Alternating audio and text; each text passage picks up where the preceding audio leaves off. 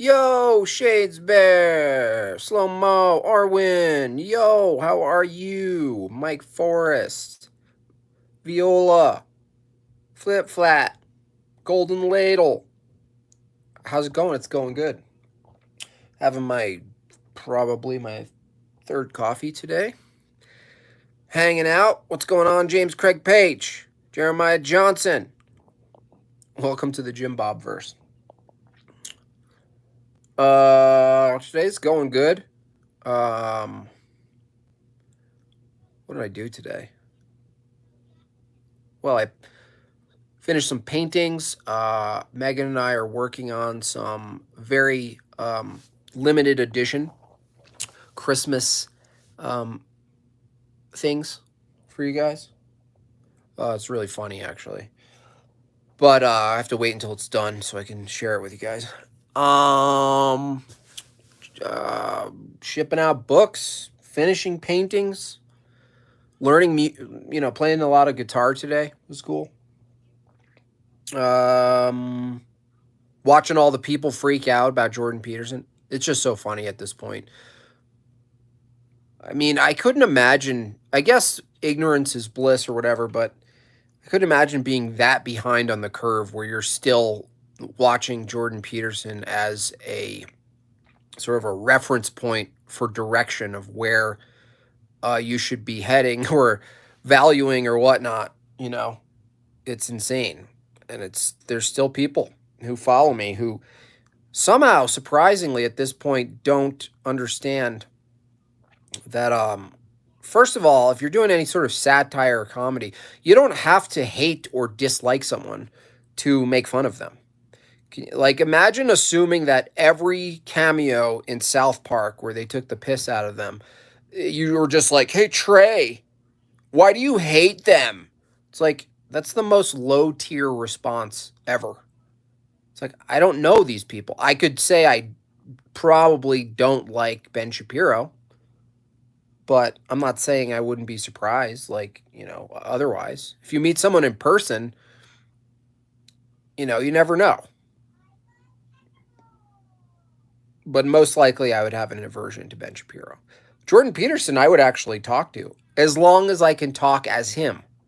That's my stipulation. As long as I would love to challenge him to a debate as him against his own view.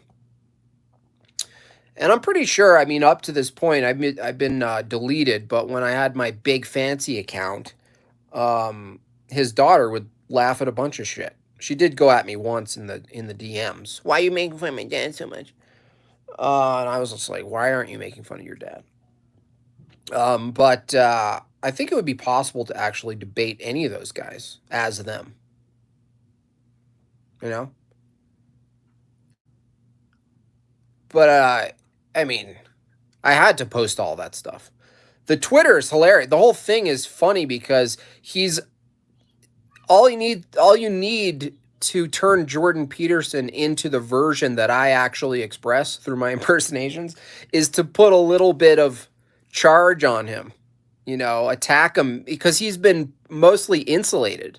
He hasn't been insulated from authorized criticism, the controlled ping pong game, but the binary ping pong game.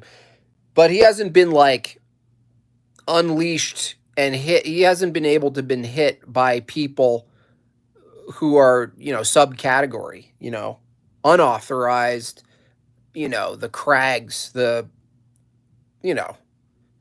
people who go mostly under the radar. And so I think the more chaotic it all gets and the more the mainstream media falls apart and the more authoritarianism starts to show itself more explicitly, people like Peterson will start to realize that they're not actually insulated from anything, that they're not actually protected from anything. They thought they were fancy. But no, how many shots do I have to get? You know? It's like I told everyone to just, stay in for 6 months. Get cozy by the fire, chestnuts roasting by an open fire, I've never actually had a chestnut. But that's the whole purpose of satire, is that you point to a truth, and though it might be a hyperbolic take on someone, there's still truth in it. So people are like, you're just straw manning him. Had one guy had to block all of his accounts. He was clearly a prawn. He loved Peter. He was just like, you're supposed to unite. And I'm like, no, I'm not uniting with a utilitarian who is in bed with the UN and the authorized centrists. The authorized centrists. No. I can interact with them if they ever had me. But no. I don't need to unite. Oh, it's divisive. Yeah. When you say the truth, it's divisive, okay? It's not sometimes you say a truth that's designed to divide, and sometimes the truth just is divisive. Yeah, but he's more on my team. He doesn't like the blue-haired people. I mean, we're in this war. It's like, no, you're in a little kid's war. That's not the war. I used to think that was the war. That's not the war. The left, right. Oh, well, I had one guy who I posted and Instagram took it down for bullying. The guy who called me a centrist. His bio was like, classical liberalism. Leftism needs to end. I'm like, wow. You think your classical liberal take leads to some massively different outcome? Just, pragmatists, materialists, carnal. What was it? Hoodly Daddle told me in a chat. I posted Joe Rogan had a recent tweet. Unfortunately, I do this on my phone and I can't pull up tweets and stuff to read unless I use my computer, and I don't even like it. But Joe Rogan had this whole thing. Maybe it was 2 posts ago. Big post about losing our emotions, right? And this is why people like Matthew North were completely right about this guy. And the guy Matthew North used to do videos with, Zach Mann, I think. He still has a channel, still does some interesting analysis. But the overall analysis about Joe Rogan was that he sort of pulls in these looming paradigms that are emerging, AI, transhuman. And then what he does is he introduces them. So he acknowledges and gets people on board with the premise that it's really new and crazy, and we better be careful. We better be careful. But the solution is never something else. The solution is always a carnal solution to a spiritual or metaphysical problem. So he's talking about how emotions are going away and we're losing our emotions. And instead of going, well, we need to get together because we express, he doesn't have this language, by the way, so I don't expect him to do this. But, getting together, person to person, that's how we express love, compassion, forgiveness. That's how we understand each other's energies. That's how we understand each other's personhoods. We know each other, And his solution, he was like, yeah, we're losing our emotion. Whoa, that's crazy. Maybe we're going to lose all of our emotion, right? And that's crazy. And then he was like, yeah, and so, maybe technology, even though it's causing us to decrease our emotional intelligence, maybe they'll provide a new system to replace that lost emotion. And he's basically pushing transhumanism. He's pushing that technology replace the humanness that we have, and that it just goes online to some operating system. And he loves that stuff. And then he went into you know, oh, maybe you know how we always depict aliens and like have visions of aliens as these big-headed things. It's like, what if they're just us in the future, and it's not that we see that, but we just know intuitively that that's our future. He's like a little 9-year-old who's just still, talking with his friends in the treehouse, and he's just like, imagine a world where we do this, and it's so cool. It's like, don't lose your curiosity and imagination. I'm not saying that. I'm saying that a grown man who hasn't confronted the spiritual aspect to life, that there is an actual spiritual battle of good and evil within yourself and in the world, that you have to confront that you have to justify it, that it exists. You know, he's just not done that. He's just stuck in this endless paradigm that he pushes, that's linked to, his responses are all linked to all of the outfits he's associated with. The Esalen Institute, which is notorious for development of the mind and connectivity and MAPS. The institute, the Association of Psychedelics. The virtual world. He'll go, well, it's crazy, man. I mean, what's going to happen? But and this is what Matthew North and his friend Zach were accurate about in their very in-depth analysis, which I can't find the video on YouTube, by the way, anymore, was that they always acknowledge with the same level of skepticism. They introduce these technologies. They introduce these possible futures with this air of caution. Oh, but they always sell some other materialistic, path that can coincide with it. It's like, oh, this is a real big deal. I mean, pharmaceuticals are a big deal, and then really, it's all about pushing, rearranging the market so that the big companies, the pharmaceutical companies that he often goes against or ridicules, don't have a monopoly on the mind, on the mind-altering substances. That's his angle. That's who he's entangled with. That's what he does. That's what he pushes. And there's just so many people who are in that world, that centrist view, that actually the Jordan Peterson tribe of prawns, even, who they don't want to acknowledge actual God. They don't want to acknowledge the reality or the logical necessity of an absolute being, creator, mind. No, they just like the heuristic of it. They just like that it's workable, so they don't have to actually confront any evil. So, I mean, I'm not surprised anymore. There's nothing really else to go after as far as Joe Rogan's concerned. We know what his function is, but sometimes I'll see a tweet or like one of his longer posts where he's actually writing, and you're like getting further inside the mind of this person and what he actually is invested in. I just can't. I mean, I guess it's a lie to say I'm still surprised that how many people are drawn to that kind of thing, and all of his blue check marks, these robotic, utilitarian people who are nice. Like who's that nerdy dude, Lex Friedman?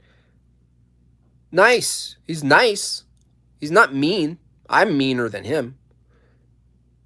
But they're not touching the starting position of all of the stuff they talk about.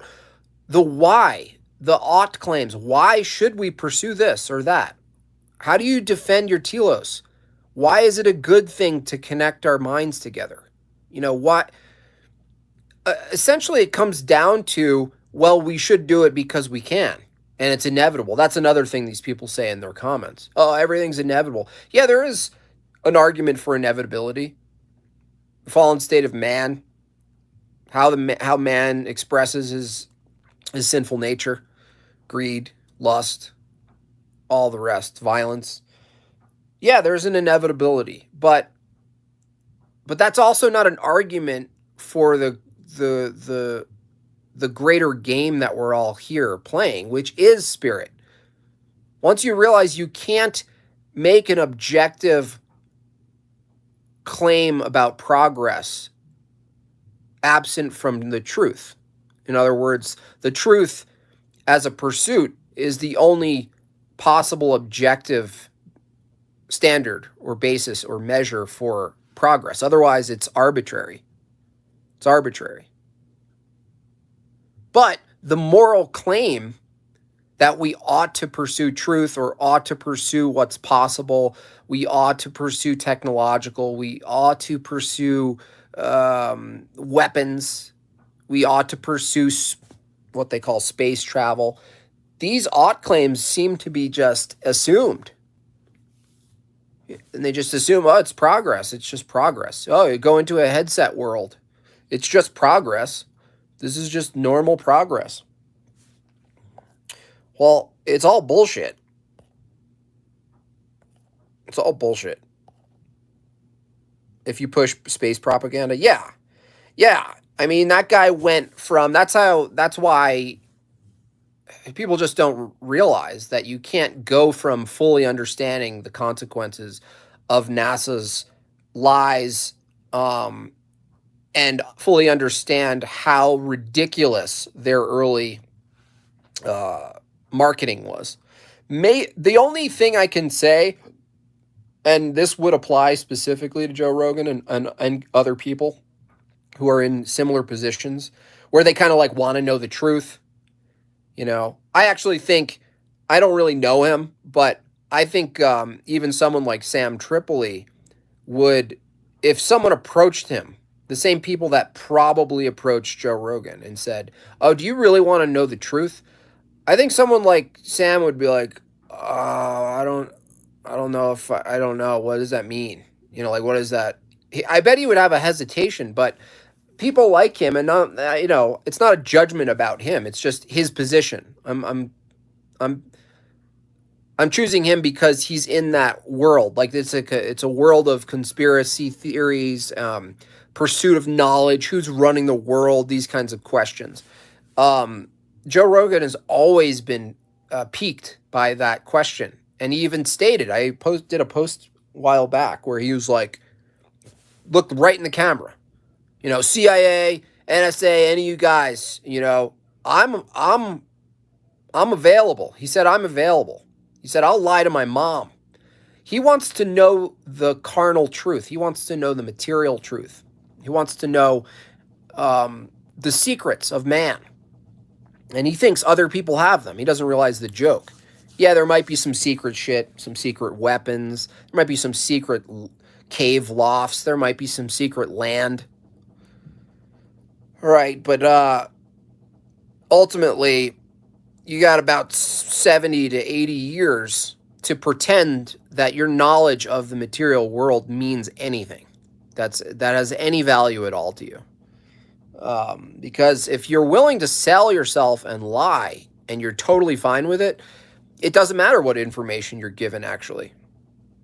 You know, because as soon as you become an asset and an asshat to those secret societies, those secret special people with the special knowledge, they know you have no loyalties. That's the Faustian aspect of pursuit of material knowledge, is that there's always going to be a man or a group who has knowledge that you want, and your willingness to jeopardize your own honor, dignity, respect, morality, principles to get that information, you become dispensable because they know what you've done and what you're willing to do to gain the knowledge. And so it's always Faustian. It's like you're just joining another group of people, but the payment to get in the room is not based on your honor. It's based on your willingness to be dishonest. That's your payment. It's like getting into two different clubs. You know, like one club's on the left, one's on the right, and there's a bouncer and there's a line, and you're like, oh, get into that club. And the bouncer, instead of asking your ID, well, they ask for your ID, names of all your children, where you live, all your assets. They go, What are you willing to lie about to know the information that you then have to lie about? It's like a spiritual trap. It's like it's like it's like knowing knowledge that you don't wish you didn't know. That's the Faustian aspect, because then you have to pretend you didn't know something, and then when it comes up, you end up having to lie because you know something. But you thought you wanted to know things.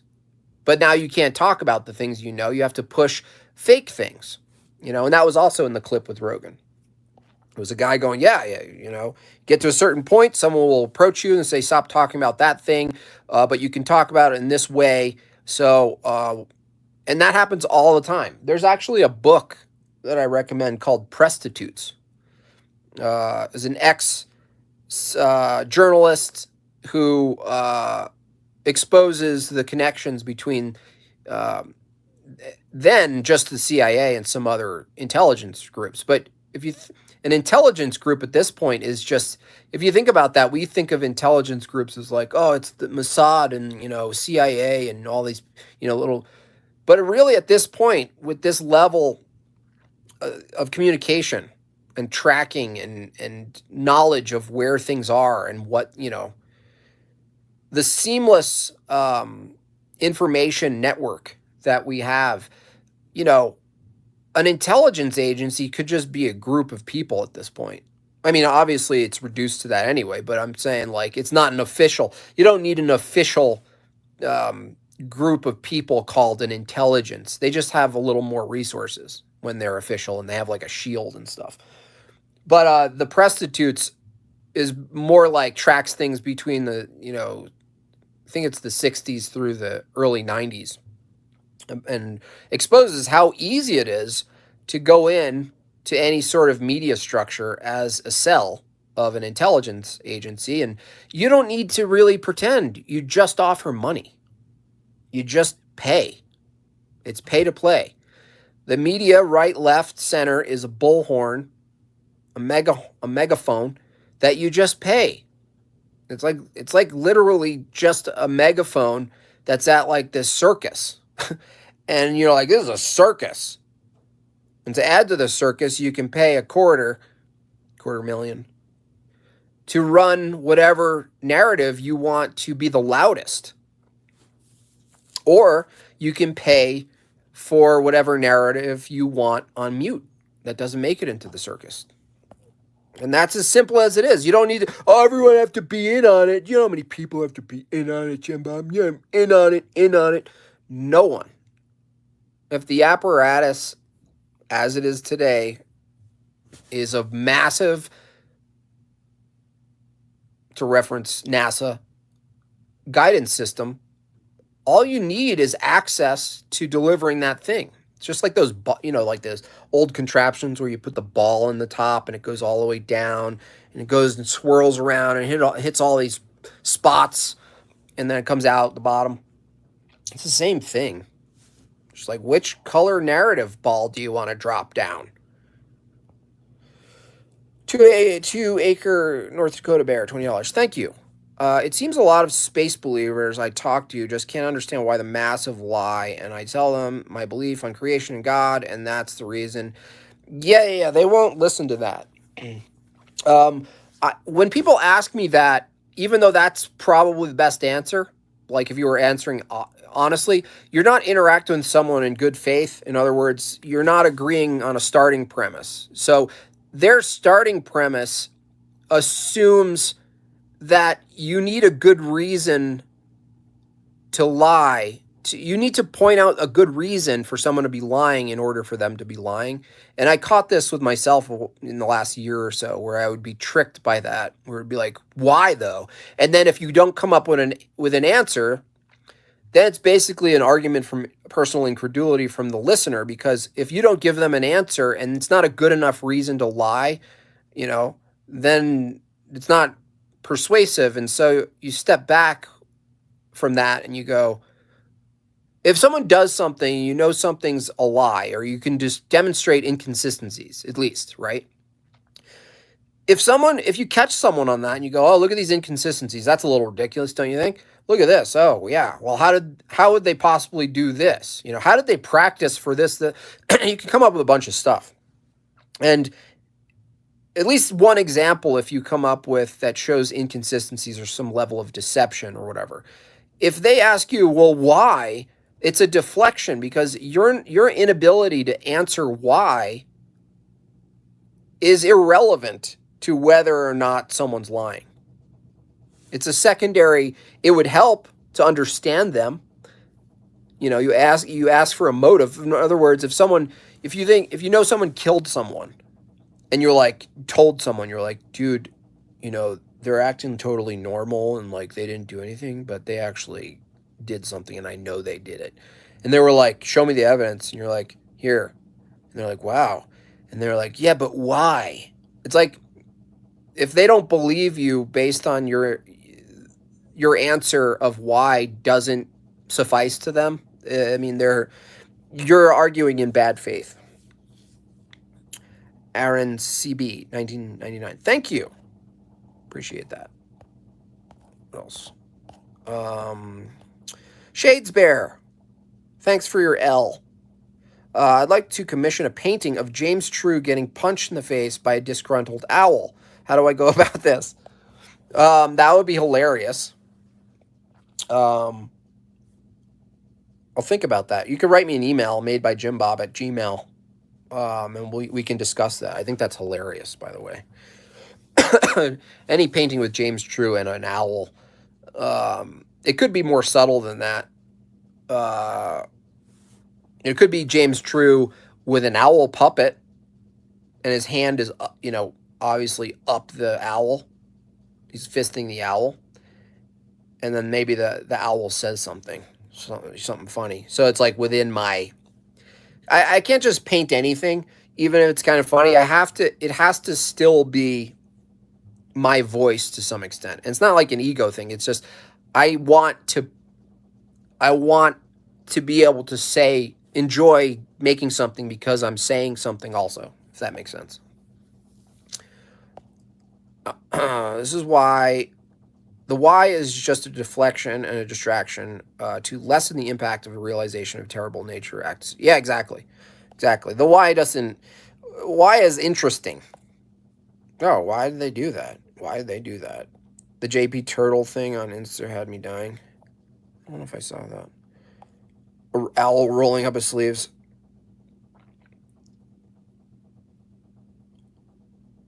How could the sum of all broken, sinful mankind ever be an upgrade to our situation? Yeah, exactly.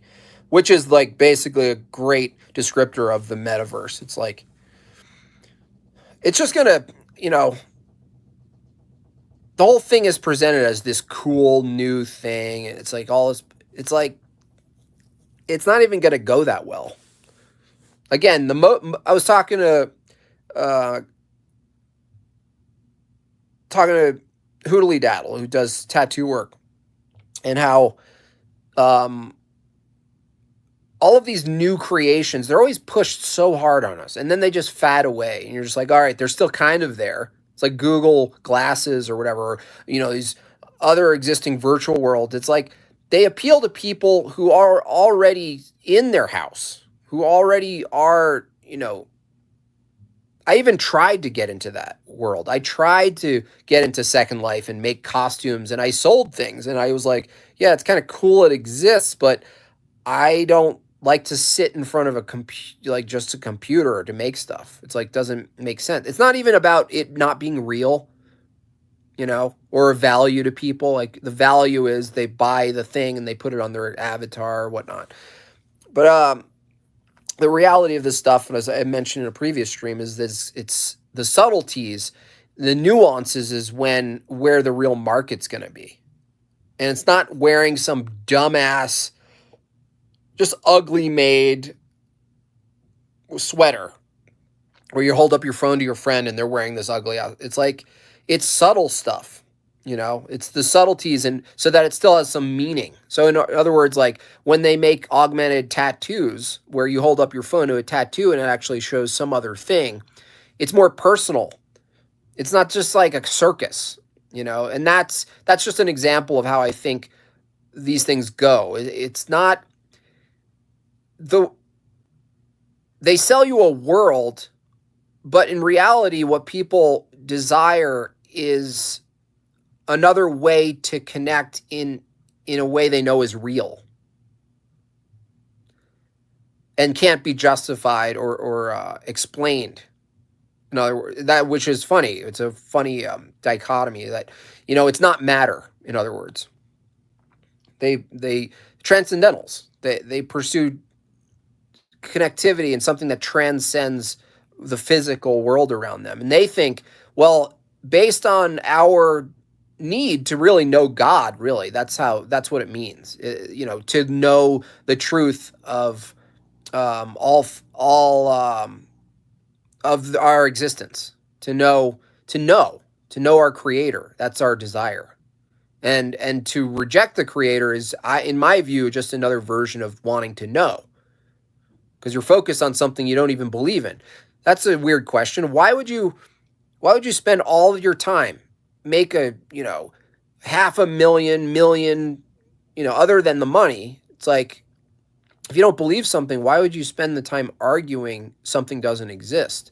You actually, it's in a way, you make it exist more by arguing about it. It's just nonsensical. You would just be like, that, I'm not going to argue about something that doesn't exist to me.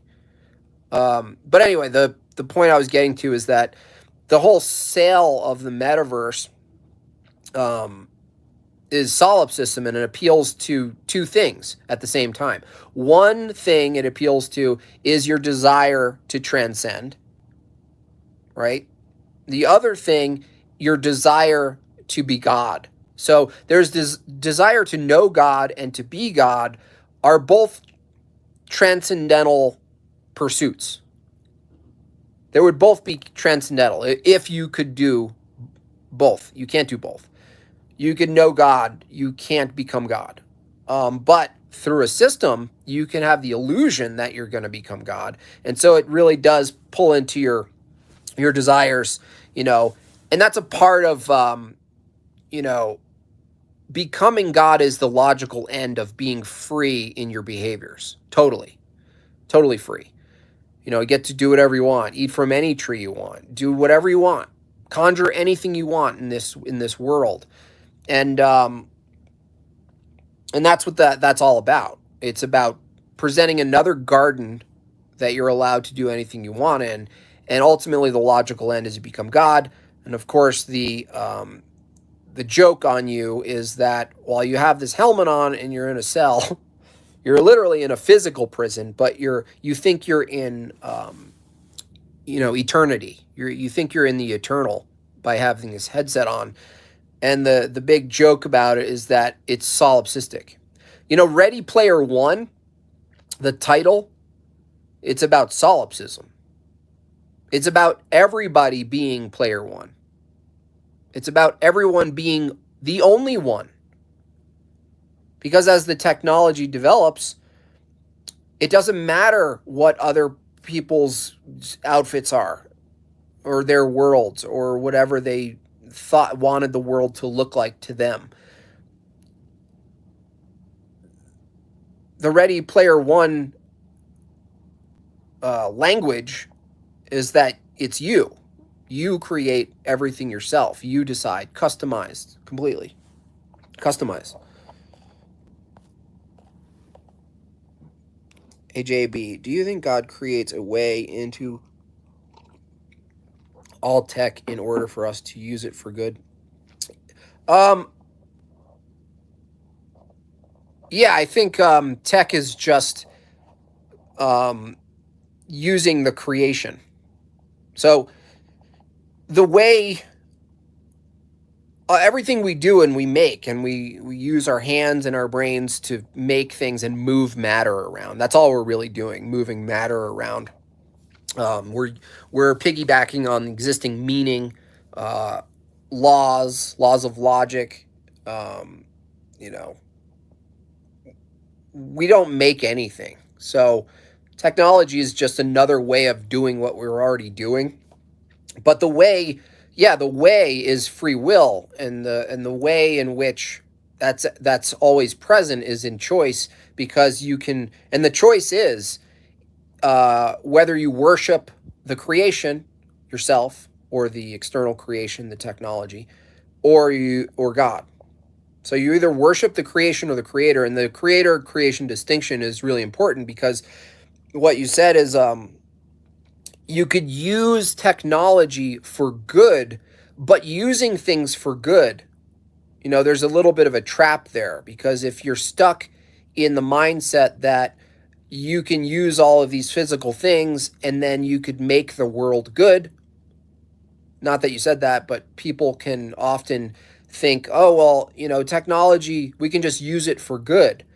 Well, yeah, you could use it to abide by moral law. In other words, you don't really build the good, or you don't construct good. You attempt to represent it because it already exists. And our task is to abide by law, to acknowledge and use our gifts, to procreate, to be fruitful, to bring joy into the world, to sing. Um, but that doesn't mean you can build the good, and that's just an important distinction, because you can look at technology and go, we shouldn't take it that direction, we should take it in this direction. And the thing is, from both of those perspectives, that's pragmatic. That is my ultimate gripe with Peterson, actually, is that it's a pragmatic, again, to quote my hoodly daddle, a carnal solution, in quotes, to a metaphysical spiritual problem. So, you could use technology and be like, does it give me access to scripture? Maybe does it connect me closer um, to being good, to you know but it ends up being a matter of where you worship it or not. Because if you can convince yourself that there's something in the physical that can as close to what you believe is indistinguishable from what you conceive as God, you're already worshiping the creation. You're worshiping not God. And a lot of people can be convinced by that, or they can be convinced, if we just make the whole country Christian, then finally, it's like, no, that's a Jewish take.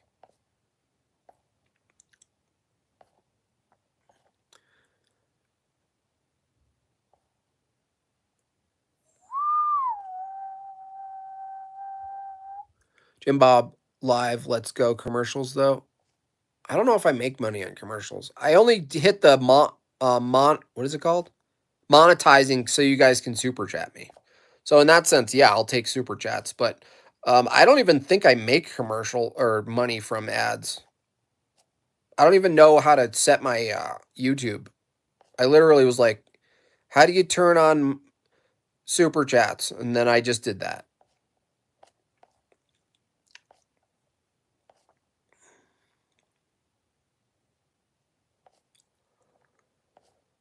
It's like, yes.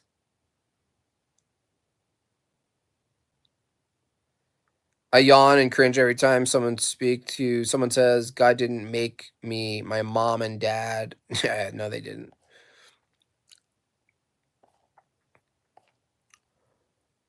That would be like arguing that humans made themselves.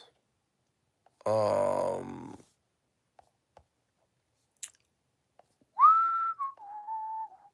the wicked desireth the net of evil men, but the root of the righteous yielded fruit.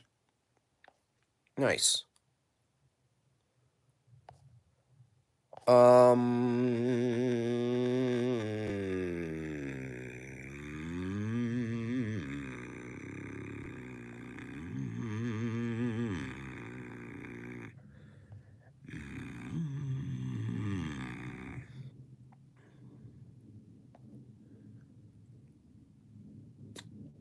Volume 3 is hilarious. Thank you.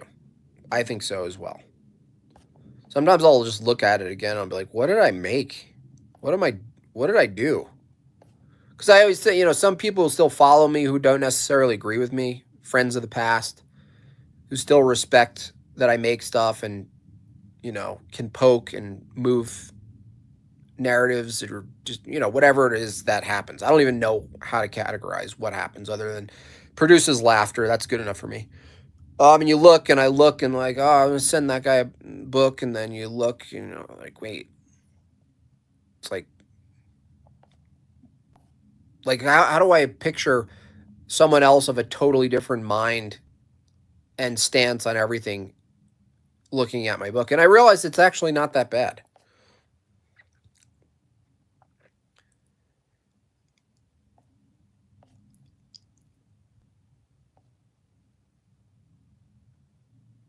The boosters will hopefully be the TKO. I don't know.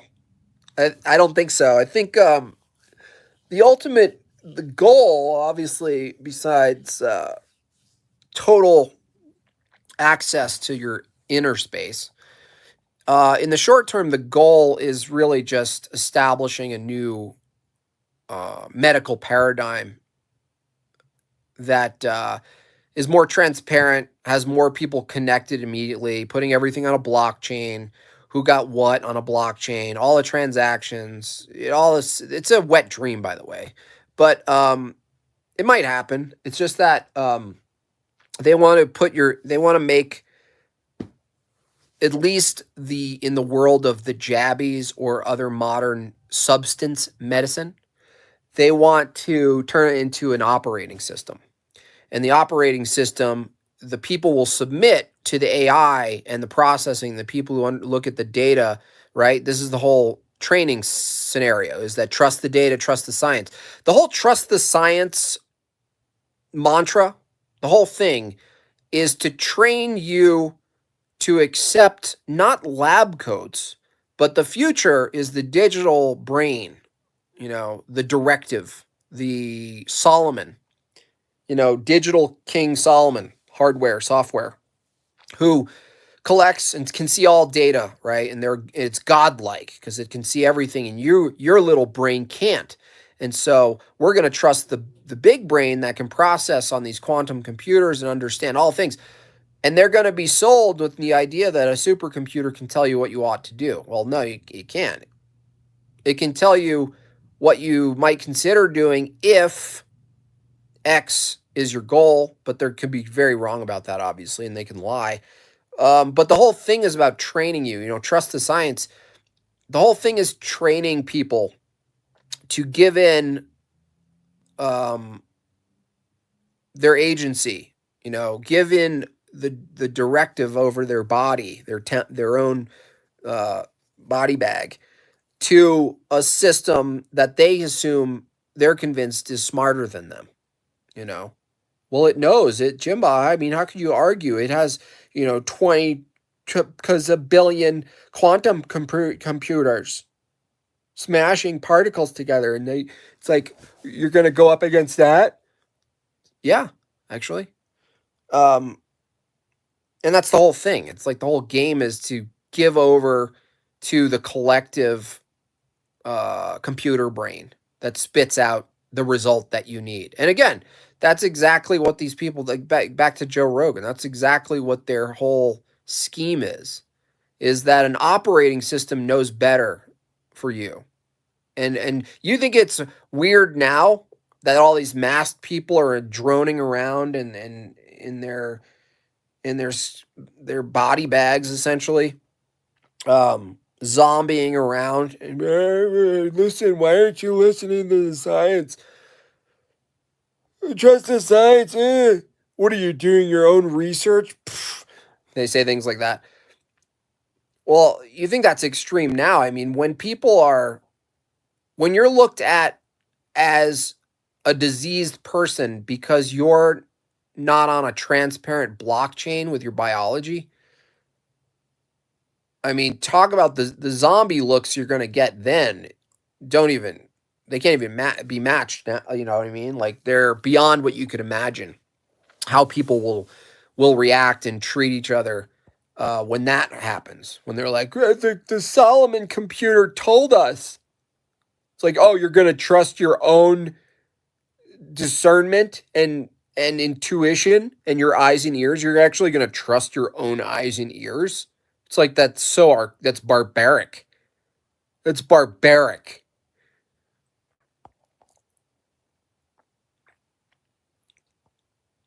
Junkie zombies.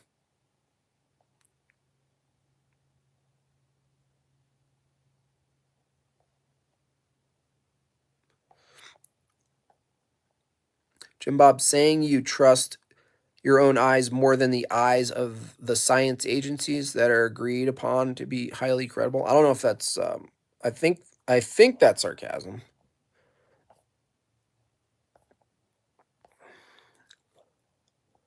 How about a painting of Jordan Peterson with 10 jabbies sticking out of it? I thought it would be left alone. That's hilarious. Yeah, if someone wants to buy it, I'll paint it. I still haven't done a Peterson painting, I don't think. Have I done one? I would love to do a Peterson painting.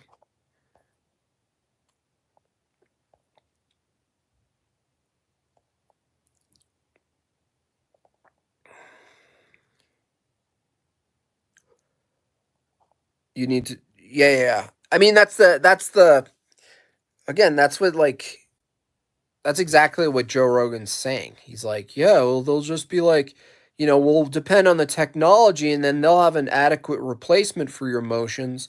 And then it'll just, he said, it just makes more sense. Let me see if I can remember exact words. It just makes more sense for basically programs to keep you safe, and keep you basically happy, or calm or peaceful, to keep the peace.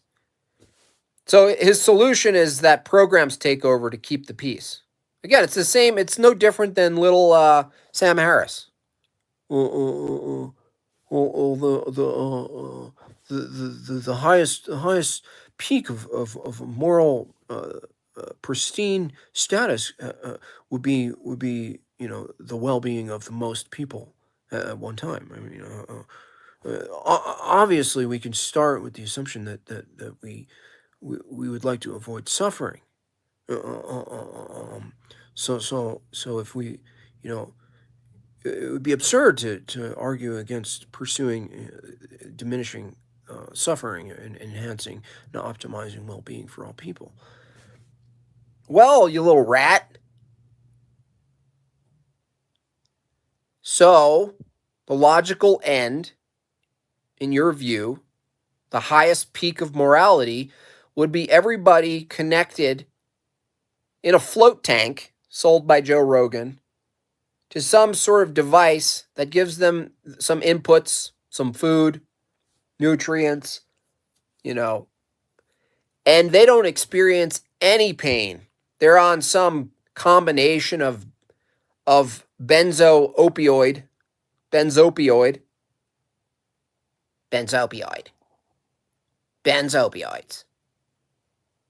folks. Hashtag benzopioids. Benzo Shapiro. Sorry, I get carried away with words. The highest moral achievement, according to Sam Harris and Joe Rogan, would be that you're just numbed with benzopioids, and psychotropic drugs, and you're connected on a tube, and you don't feel any pain. You only feel the pleasures that you ever wanted, and you only see the images that makes you good and comfortable, and there's no suffering. That would be a little bit extreme, but essentially, yeah, you're a psychopath. What is that? A fromage? It's insane, and these people and their narratives and the way they cultivate their little tribes of people, they get people sort of like, it's almost like grooming. They groom them, That's what annoys me about Joe Rogan. Is that I think he knows what he's doing. It's like he has a job. He got tapped by someone a while ago, changed his tune about things. He's got a secret knowledge, and his job is to, I don't even know. It's like manufacture consensus and agreement around mind altering substances and machines for the betterment of human well being. And Sam Harris is right there with him, not only at the same height, but across the table. Sam Harris, the neurologist, is all about everything's a result of physical activity in the mind. Someone please face. I want to see that scene with Jeff Goldblum in Jurassic Park when he's flirting with, who is it, Laura Linney or whatever her name is, Laura Dern. And he's like, drops the little drop of water on her hand, and the little hairs go down there. I want to see that scene with Sam Harris, his face superimposed on Jeff Goldblum, and they look pretty much the same, if you know what I mean. Like Sam Harris is just Honey, I Shrunk the Goldblum. People say that I sound like Jeff Goldblum, and I'll take that. Shapiro proved he's 5'9". He didn't really, though. At best, he proved he was like about 5'6.5". Because if you look at that little video again, the guy was taller than him. He just kind of like upped his neck a little bit, and he was like almost. He wasn't eye to eye though, so I don't know why people took that and ran with it. I was like, what? No. They treated Joe like a god on Timcast and Malice. Yeah, all those people. They're just so. It's such a low level conversation. You know? It's just so low level. You know? And yeah, Malice. Come on, Malice. Malice, you're not gonna. You wouldn't survive a day of anarchy. Oh, well, Joe. Oh, Joe, I got you a little gift, Joe. Whoa. Yeah, yeah, I think I'm ready for anarchy, Joe. Joe. Yeah, yeah. If everything broke out into anarchy, I think I would do really well. I mean, you know, in an anarchist, scenario, what they really need is people who write little books about anarchy and do little posts about anarchy. Joe.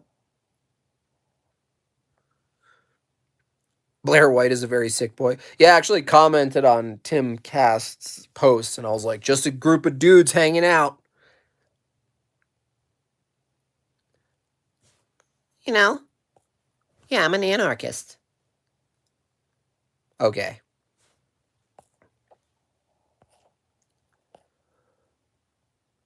Those guys are considered the highest order and the best of the best. Yeah, it's all crumbling, though. It's all just crumbling. It's the same thing when you get don't be careful when you ask or you want or you imagine, you fantasize a group of what you consider legends in the same room. Like it might be fun and cute, but it'll only reveal where you worship man. Even the people who you think are super based. Because once they're all in a room, you realize that they all shit, that they're just dudes. They're just creations. They're just all, it's like high school all over again. Dark Glass Woody, $5. Thank you. Transplant recipients can access the memories of the donor, perhaps an ingredient at the level of the salts, and we keep them all in one mind. Yeah, I mean, they're into that stuff. Joe Rogan said he's going to take Blair White on a DMT trip. Yeah. I bet he will. Because Joe Rogan's like, that's actually a boy in there.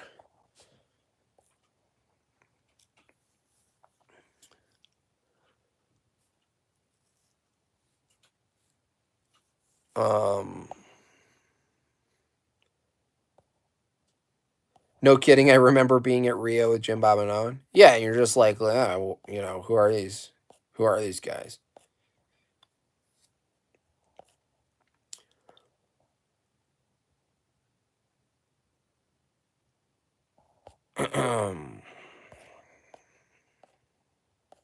Joe, Joe, Joe. Yeah, I would consider myself an anarchist. Yeah, yeah. Okay. Any word from Jarvis? No, that guy's insane.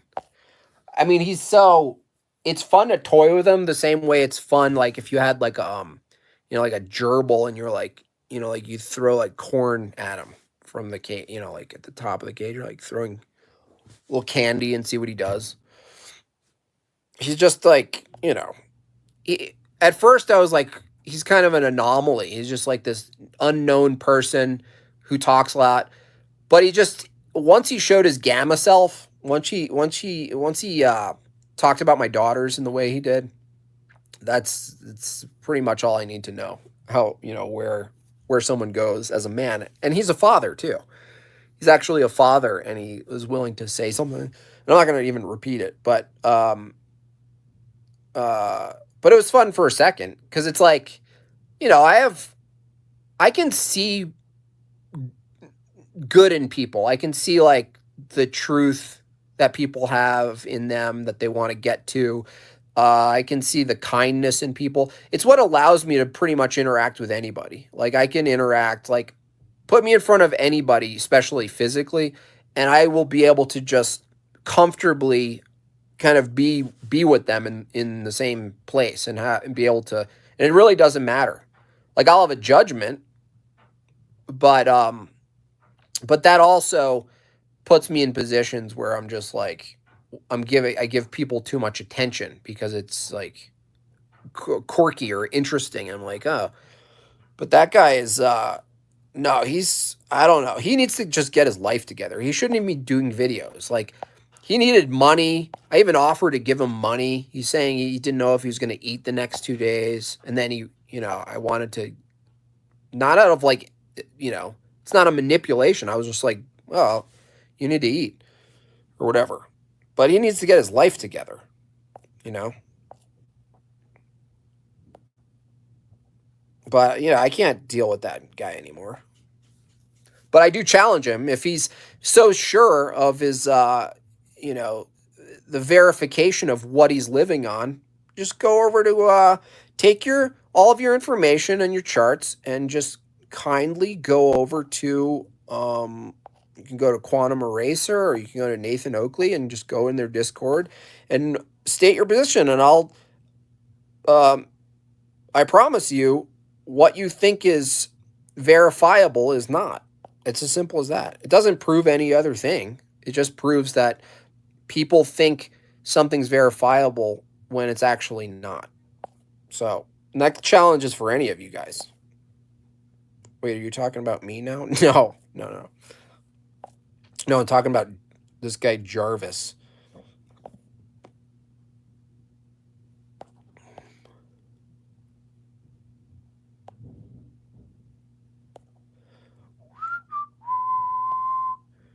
He admitted he was an army vet mechanic. I asked if a faulty oil filter gave him PTSD.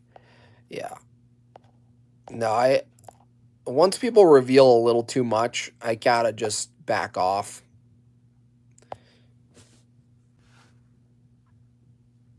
Arwen too, yeah. Yeah, just go over there.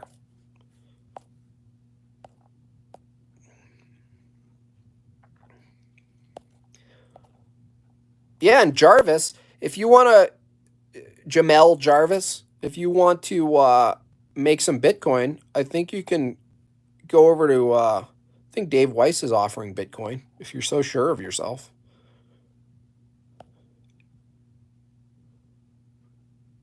I get that. I'd give a guy $1 after I punched him. Yeah, totally. It's like, what are we going to do now,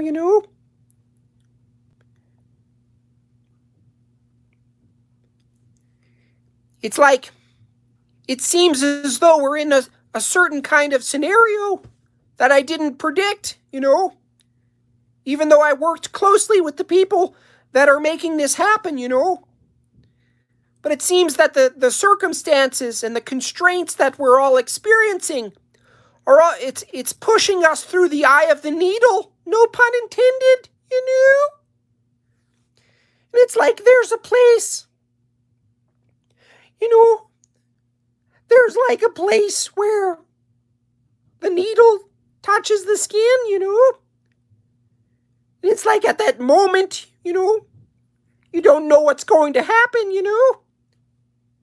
don't know if you don't know if all of the contents in the needle, which I'm using to symbolize us as beings, can fit through the eye, It's like, and I'm not sure about it either. Don't get me wrong. It's just because I can point to a problem doesn't mean I have the solution. It's not that easy,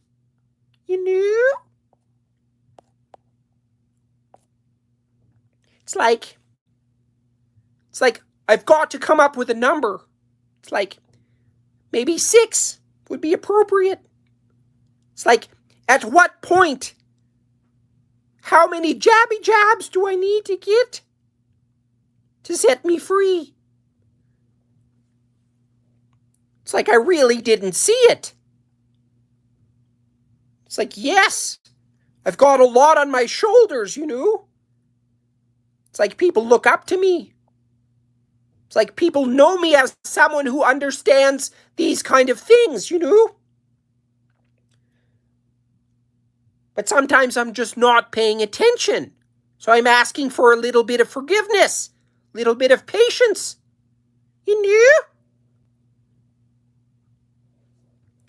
It's like I said in a previous comment, it's like,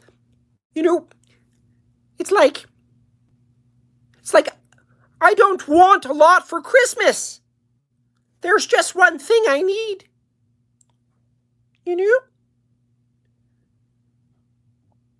And it's the ability to leave and have the freedom to traverse the world and do talky talks.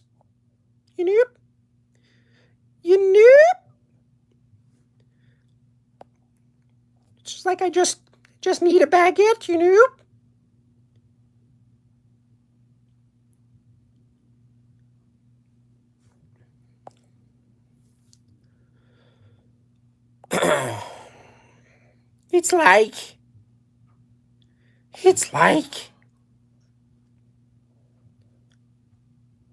It's like that's the one gift, that you could give us. It's like we've already bent over in many ways. It's like, how much more do you need? It's like I haven't really thought this out, but I'm just spitballing here. Perhaps the more you comply, the less authoritarian people are. It's like, if you feel like you're being controlled or coerced, it seems that there's a direct relationship to complying and that coercion going away. I'm not saying it's true. I'm just saying, sit tight for 6 months without judgment. Take your pokey pokes and hope for the best. Fuck.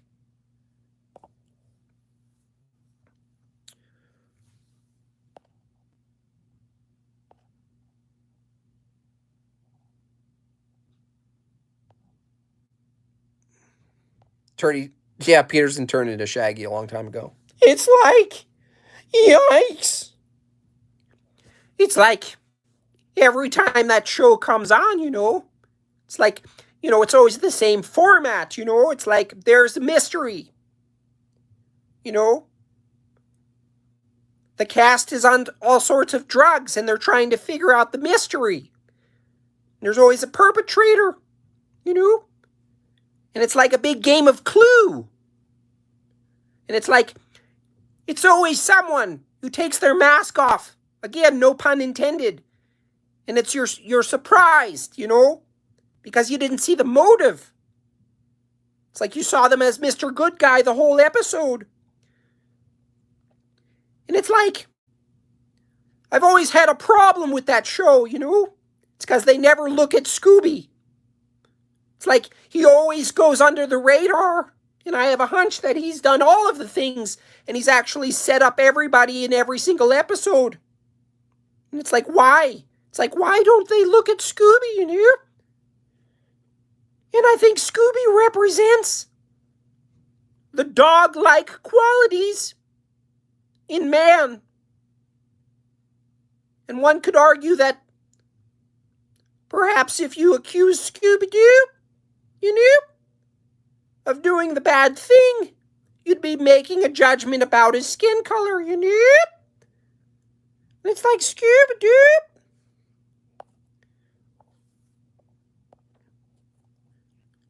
It's like that, but that's just my hunch, I can't prove it.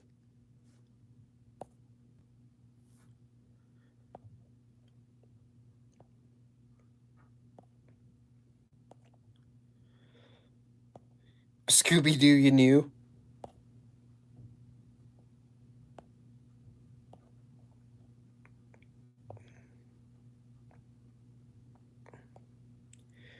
It's like the dog represents that which is the fallen state of man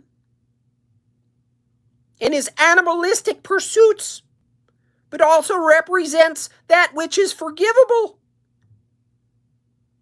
It's like when you look at a dog, and he shits on your floor, It's like you're mad for a second. But then you realize it's a dog.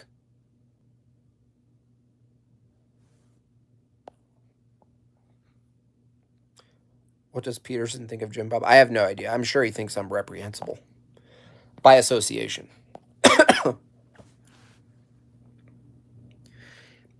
I know of him. My daughter has sent me some of his comics, if you could call them that. And some of his impressions, if you can call them that. But he's associated directly with two people I cannot say the names of by contract.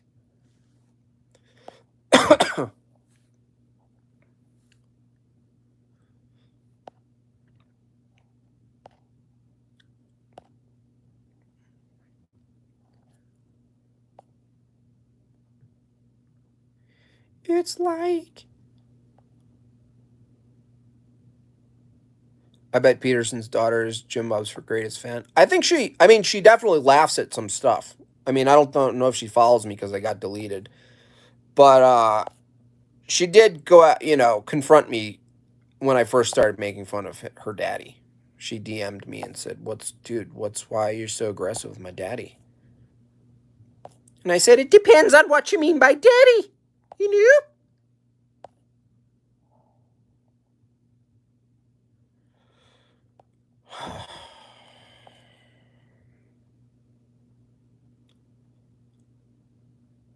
It's like I'm contractually obligated to not say anything about a certain tribe,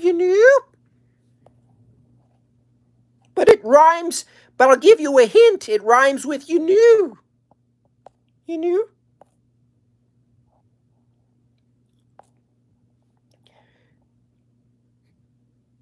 Did you talk to her in the Peterson voice? No, it was over direct message. But I should have. I should have thought ahead of time to just do a voice to her. But I'm sure there was one that wasn't so mean, aggressive. It was the one about the windshield that I posted. I'll probably post it again just to annoy the Peterson fans. How the windshield is like a lens between you and reality, and if it's not clean, it's like clean your windshield, bucko. She really liked that one. So I hope I can impact Jordan Peterson. I don't think I'm that aggressive.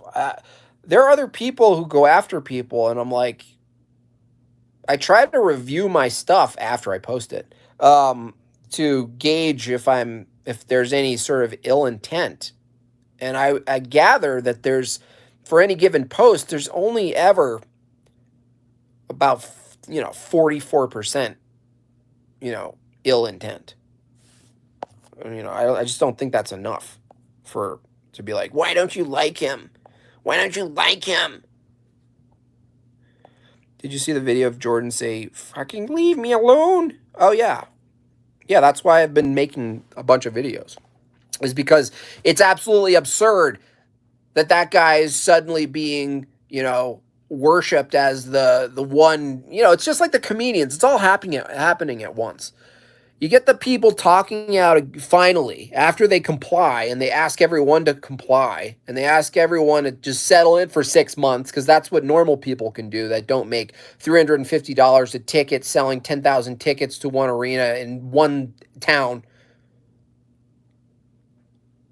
Asking them to just, put their life on hold, reserve judgment. It's the same. The comedians, don't say that, don't say this, don't say that. And then finally, the snake eats its tail, right? And all these people who were originally saying, don't say that joke, that's not a good joke. Or someone who, in Peterson's case, this has gone too far. Yeah, it went too far the moment they told you that there was something dangerous outside. That's when it went too far. It went too far when we saw on all of our little screens Chinese dudes falling over from probably like 2002, some street corner with a mask on. It went too far. It went too far. How about it went too far when you were like, yeah, we landed on the moon. And now it's like, yeah, he's getting them now, you guys. You're like, yeah, when it's too late, when they set up all of their infrastructure. I bet they permit him. He was like, I really don't like what you guys are doing. And they're like, yeah, but you basically, we authorize you. So give it 6 months. Okay, you guys just sit pretty for 6 months. And then they're like, yeah, do 6 and get a jab. Okay, I really don't want to put my body on the line, but I will. And then as soon as they're like, okay, now you can start being a hero. The permitted hero. I love that. How about that for a meme? It's like the hero. It's like the Batman who's given permission. It's like he's on a leash. It's like a guy in a cape who's on a leash. A hilarious juxtaposition of needing to wait until you're authorized to then do the agreed upon speaking out. It's the same thing the Rogans do. All of these guys, they're authorized. They are given a certain amount of distance they can work with in a narrative, and that's it. And so the new narrative is, what else do we have to do? Hero in a box, exactly. Yeah, hero in a box. I actually watched Peterson quoting for the book of Matthew. I still root for. Yeah, I don't want Peterson to fail. I want him to grow some balls, though. I want him to cut his ties from those who he knows are controlling him. How about risk your status, Peterson? How about risk people liking you? How about risk that for saying and doing what's right? I mean, that's how you know it's a fake paradigm. It's like, yeah, I root for them too. I root not for his game. I don't root for him to win the game he's playing. No, I root for him as a spiritual being. And I know that's what you meant. Anyway. Depends on what you mean by. What you mean by. What you mean by. Well, it depends on what you mean by. What you mean. Self-sufficient. Yeah, I think you, self-sufficient, by the way, if you guys don't follow him. I don't know if he does a YouTube. I think self-sufficient's going to blow up. I mean, you might have to change your name, though, so it makes more sense. But, the edits he's been doing with my stuff and with Owen's stuff and doing the face deep fake and making conversations happen. It's like obviously you're shortcutting a lot of hard work of like what would be animation, which I'll still do, but you can run with that and there's just so much. It's basically, we were chatting actually. You know how we're always upset about the news? Okay, we're always upset, and there's a certain amount of us. We always, we're all vulnerable to appealing back to the news that we disagree with. They might say something that we actually agree with, and be like, "Yeah, I told you." But generally, we're looking at talking heads, whether it's the mainstream, what they call comedy, late night politicians, or the doctors, or the real politicians, or whoever. Right? We're just like, "What are you saying? Why are you doing that?" Like, but the new technology of being able to be them is going to backfire bad for them because we're going to start rewriting what we think they should be saying and what they're saying. And then that'll get delivered, but not through their powerful, big, Medusa hair, Hydra bullshit media complex. It'll be underground, basically. Which gives it even more power. But the opportunity, again, everyone's disgusted and mostly just like turned off by all this new technology. Just understand this. This goes back to that girl's question about using technology for good. If we take saying what's true or what's funny or whatever as some expression of good, then yes, we can take deep fake stuff, all of our impressions that we're all capable of doing, and rewriting how we prefer to see it, how we prefer these people talk. What in our view they would be saying if they were being completely honest. And not only is that funny, but there's a huge demand for it. I mean, it's the reason Trump got elected because people were so desperate. It wasn't that everyone agreed on all of his angles. It was that the experience was someone's finally just shooting from the hip. Now we later learned that it's not entirely true, but in general, that's what we want because that's human. That's how we know someone's human because they're taking a risk. They might get ridiculed for saying something, shooting from the hip, just straight shoot or just say it. You might even change your mind later. You might be wrong. Just say it, though. And say it directly. Say what you're actually saying, but say it more directly. Huge demand for that for people now. So, anyway, I got to wrap this up. Self-sufficient, please do one of Jim Bob doing New Zealand. Oh, yeah, that'll only be like 10 seconds because I could only do like negative. We're all negative.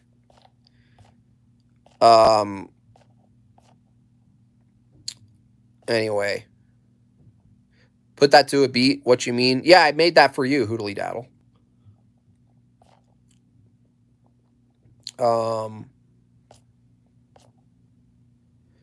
See ya, Dan the Gamer. Anyway, I gotta go. Thanks for the super chats. I don't know if I missed one. If I did, I apologize. I went on a little. I go away from my screen during my streams, obviously. Negative. But hope you enjoyed this. Thanks for the super chats. Thanks for everyone who bought Savage Beams Volume 3. Thanks for everyone who's interested in any other goods, paintings. I love doing physical stuff. Again, Megan and I are working on a special Christmas product that's limited. I think we're going to limit it to 50, but we'll do a reveal when it's done. It's pretty funny, and I think most of you are going to want it. Other than that, I think that's all. It's Wednesday. I will see you tomorrow, 1:30 my time.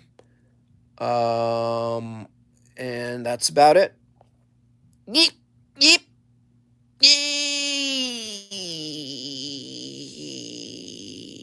yeah, Shadesbear, email me for the painting. I'll come up with something funny. All right.